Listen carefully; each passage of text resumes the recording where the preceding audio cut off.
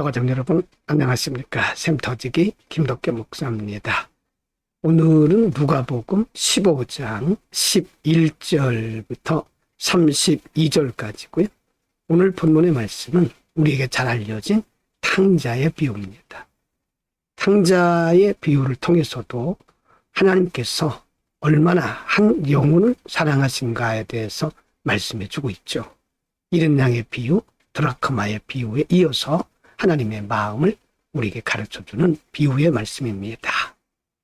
15장 11절부터 17절입니다.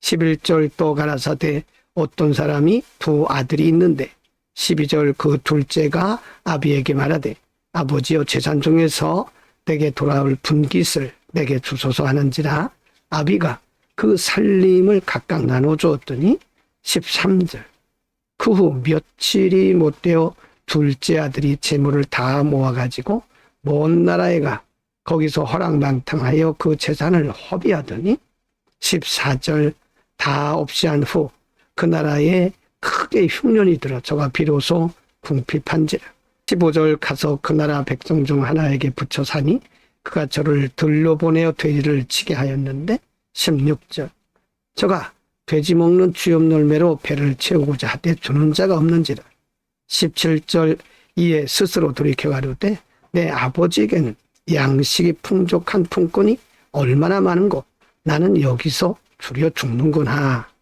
비유는 아버지를 떠난 둘째 아들에 대한 말씀이죠. 보통 우리는 그것을 탕자라고 부릅니다. 아버지 유산을 미리 달라고 해서 그 받은 아버지 유산을 가지고 먼 나라에 가서 허랑방탕하고 그 재산이 다 떨어졌을 때 비참해진 모습을 볼 수 있습니다. 비참해진 그 아들에게 누구도 도와준 사람이 없죠. 그때 그가 스스로 말하기를 내가 내 아버지께로 가면 좋겠다. 아버지에게는 양식이 풍족한 품꾼이 얼마나 많은고 나는 여기서 아버지의 품꾼만도 못하게 줄여 죽는다라고 자신을 발견하게 되죠. 이것이 인간의 모습입니다. 하나님을 떠난 사람들이 하나님을 떠나서도 살 수 있다고 생각하는 거죠. 그러나 모든 인간은 한계에 부딪히게 됩니다. 그래서 자신의 비참함을 깨닫게 되는 거죠. 하나님을 떠난 인간은 결국은 막다른 골목에서 자신의 비참함을 깨닫게 되는 거죠. 발견이라고 그런 겁니다. 자신의 비참함을 발견했을 때 드디어 바른 생각을 하게 되는 거죠. 15장 18절부터 24절입니다. 18절 내가 일어나 아버지께 가서 이르기를 아버지여 내가 하늘과 아버지께 죄를 얻사오니 19절 지금부터는 아버지 아들이라 일컬음을 감당치 못하겠나이다. 나를 품꾼의 하나로 보소서 하리라 하고 20절 이에 일어나서 아버지께로 돌아가니라. 아직도 상거가 먼데 아버지가 저를 보고 측은히 여겨 달려가 목을 안고 입을 맞추니 21절입니다. 아들이 가로되 아버지여 내가 하늘과 아버지께 죄를 얻었사오니 지금부터는 아버지 아들이라 일컬음을 감당치 못하겠나이다 하나 22절 아버지는 종들에게 이르되 제일 좋은 옷을 내어다가 입히고 손에 가락지를 끼우고 발에 신을 신기라. 23절 그리고 살찐 송아지를 끌어다가 잡으라 우리가 먹고 즐기자.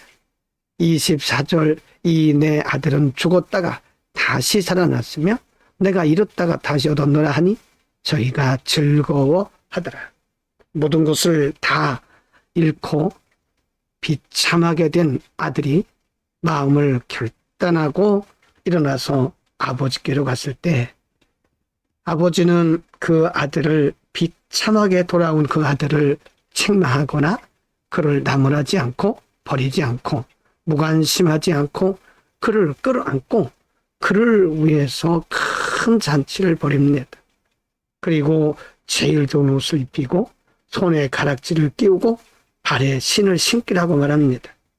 이것이 바로 하나님 아버지의 마음인 것입니다. 한 영혼이 회개하고 돌아왔을 때 하나님께서 이렇게 기뻐하신다는 사실을 우리에게 보여주고 있는 거죠. 우리는 아직도 하나님을 알지 못하고 믿음 밖에 있는 영혼들을 우리가 어둠의 자식이라고 무관심할 것이 아니라 그들에게 복음을 전해서 그들이 회개하고 죽게 돌아오도록 우리는 그 중간 역할을 잘해야 합니다. 15장 25절부터 32절입니다. 25. 마다들은 밭에 있다가 돌아와 집에 가까웠을 때에 풍류와 춤추는 소리를 듣고 26. 한 종을 불러 이 무슨 일인가 모르는데 27. 당신의 동생이 돌아왔음에 당신의 아버지가 그의 건강한 몸을 다시 맞아 드리게 됨을 인하여 살찐 송아지를 잡았나이다 하니 28절 저가 노하여 들어가기를 즐겨 아니하거늘 아버지가 나와서 권한대 29절입니다. 아버지께 대답하여 가로되 내가 여러 해 아버지를 섬겨 명을 어기며 없거늘 내게는 염소 새끼라도 주어 나와 내 벗으로 즐기게 하신 일이 없더니 30절 아버지의 살림을 창기와 함께 먹어버린 이 아들이 돌아오매 이를 위하여 살찐 송아지를 잡으셨나이다. 31절 아버지가 이르되 예 너는 항상 나와 함께 있으니 내 것이 다 내 것이로되 32절 이 내 동생은 죽었다가 살았으며 내가 잃었다가 얻었기로 우리가 즐거워하고 기뻐하는 것이 마땅하다 하니라. 집에 있던 큰아들에 대한 말씀입니다. 둘째가 즉 탕자가 아버지께 돌아와서 이렇게 큰 잔치하는 것을 듣고 그리고 소식을 듣고 그는 매우 마음이 불편했던 거죠. 자신은 아버지와 함께 있을 때 아버지께서 이러한 잔치를 벌여주시지 않았는데 아버지의 소유를 다 호랑방탕하고 허비하고 돌아간 이 방탕아에게는 이렇게 잔치를 하는 것에 대해서 매우 마음이 불편했던 거죠. 그러나 아버지는 이렇게 말합니다. 너는 항상 나와 함께 있으니 내 것이 다 내 것이로다. 그러나 내 동생은 죽었다가 살았고 내가 잃었다가 얻었기로 우리가 즐거워하지 않겠느냐라고 그를 책망하고 있죠. 어쩌면 이것이 우리의 모습일 수 있습니다. 한 영혼이 회개하고 돌아왔을 때 우리는 하나님의 마음으로 그를 맞아줘야 됩니다. 그러나 우리는 그의 과거를 들추면서 그를 정죄할 때가 있다는 거죠. 오늘은 우리에게 잘 알려진 탕자의 비유에 대해서 상고했습니다. 아버지의 소중한 유산을 받아서 그렇게 호랑방탕한 아들이 돌아왔을 때 아버지는 그를 한마디도 책망하지 않았습니다. 그의 과거를 묻지도 않았습니다.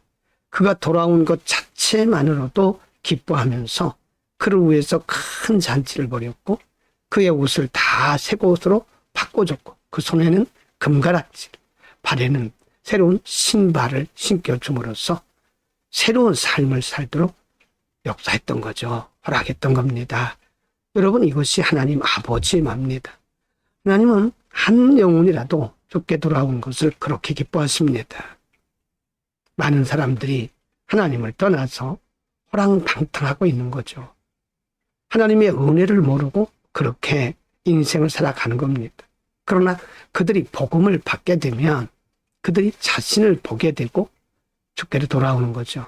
하나님의 관심은 죽게로 돌아오는 자들에게 있습니다. 오늘도 우리는 하나님 아버지의 마음과 시선으로 아직도 복음을 모르는 사람들에게 복음을 전해야 될 것입니다. 그것이 바로 하나님 아버지를 기쁘시게 하는 길입니다. 기도합니다. 걸어가신 아버지, 우리는 모두가 다 탕자 같은 사람들이었습니다.